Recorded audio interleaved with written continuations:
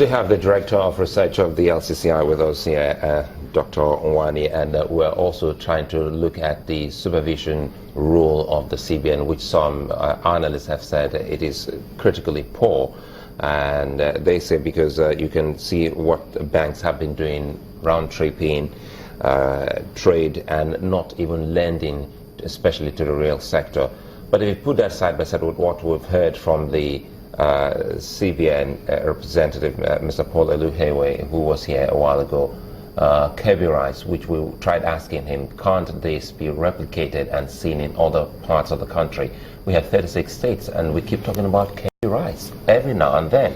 And for so many Nigerians, they say it is a drop in the ocean. Exactly.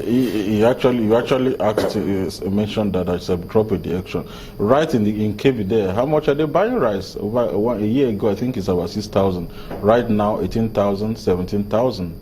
You know, in Lagos, 22, 24,000 naira. So it shows that what is being done in Kebbi is just a demo. And you know what CBN is doing in Kebbi is still at a demo level, and it's not yet ripe to celebrate whatever outcome we're seeing in Kebbi. We want it done everywhere in the country. You know, in Anambra State, in what is it called, in Ebonyi State, in Kwara State. We want all of these things replicated. You know, and it's not CBN going straight on all these their small programs. Just lead to creating the right environment. You know, private sector investors are like bees, and bees go to where this oil. You see the Facebook founder in Nigeria, with all the bad news, with all the risk, and with all the security issues. He came here, you know, neglecting all of those media hypes, because he knows that Nigeria is important for him. If Nigeria make the right laws and the right policies, you know, making sure that confidence is restored somehow, investors will come, even in the face of security. But the one you're talking about the right laws. Sorry to cut you there. We're talking about the right laws. We've seen the CBN come up with so many policies recently. Recall that they had a long list of some banned products, and sometimes some other products were out of that list, and some came back to the list. Wasn't that some kind of move to seeing that some of these things help drive development in the economy? Yeah, unfortunately, the CBN approach and policies around the foreign exchange management over the last 1 year plus did not sit very well with those of us in the private sector, and we've been trying to let them understand how it's not sitting well with us. Over the last 1 year, we've seen policies around foreign exchange management being made reversed. The very last one is the suspension of 8 banks for some infractions, suspending them from taking part of course, that is within the CBN authority to do. But in the situation you find yourself, we don't feel that is the right thing to do. Of course, they may be fined or whatever, but punishing investors and punishing the whole economy for infraction of just 8 banks is also a challenge to us. Was it the whole economy or the banks? You know, the economy and investors were punished, not even the banks. So no, but if the banks flouted the rule, and it doesn't mean they have to flout the rule because we're in a recession. Exactly, they shouldn't flout the rule, but we say that CBN have so many sticks to wield on them, not punishing the economy by suspending them, because most of our members have transactions in the pipeline from M, and all of those issues were stored, and they were in confusion, even with their foreign counterparts. Saying that, you see a lot of issues, the 41 item list, they don't pay money to the domiciliary account, or pay policy reversals as the spirit-led syndrome around the foreign exchange policy took away all of the confidence issue. And you know, investors, we operate, confidence is a currency as far as investment is concerned, and this currency was taken away by policymakers over the last 1 year, and that is why we find ourselves where we find ourselves now. I want to give you an example. You go to a country like Mexico, 2015, the citizens of Mexico living in US sent to Mexico $24 billion in 2015, and they could do that because of confidence at home. Nigerians in diaspora 2013 sent 13 billion US dollars into Nigeria.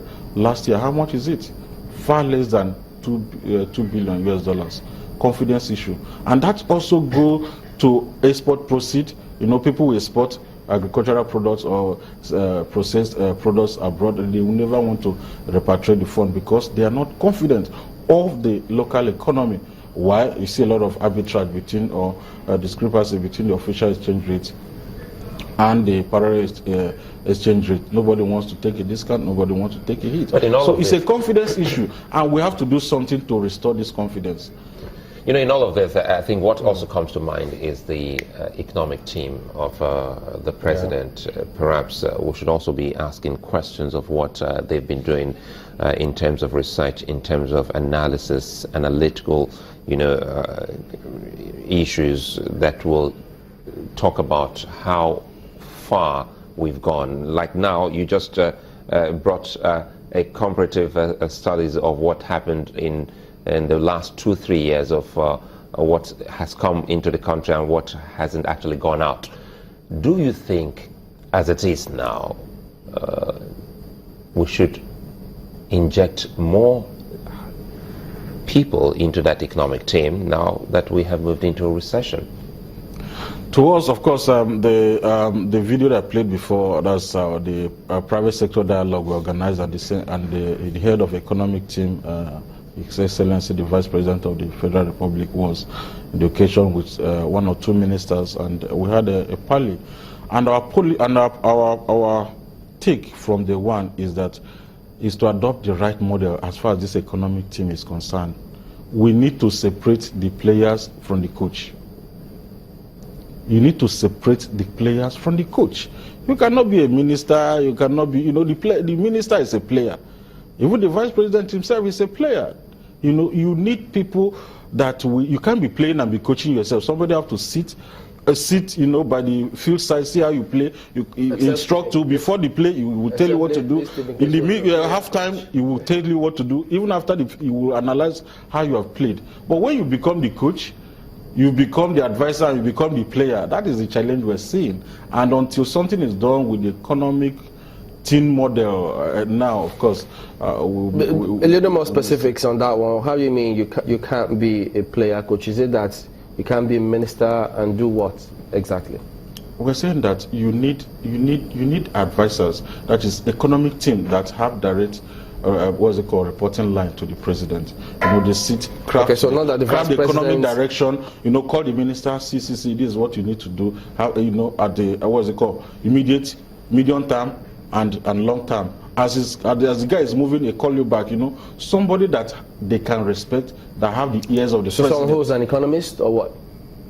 Of course, economists will be there. Of course, economists are hands-on too, have to be there. Some that are not economists can be there, depending on their experience and their profile, what they've done with their life and career up to this time. They don't necessarily mean to be all economists, but of course we need respected economists in that team. They need to be advisors. They sit back, think very well, tell the ministers and all of the people, even MDAs, heads of critical MDAs, they have oversight responsibility. It's different from the minister's job is so critical and so time consuming for him to be able to think and also correct himself.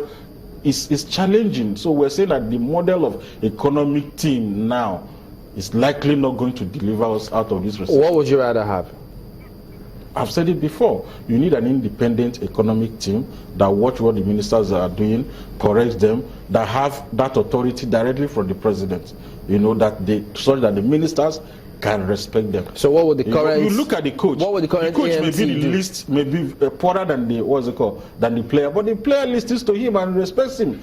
The coach can remove you from the field if you're not doing what he wants to do. So basically you're talking about restructuring that AMT. Exactly. All right, let's get Mark Boy and let's get a question through. Mark Boy.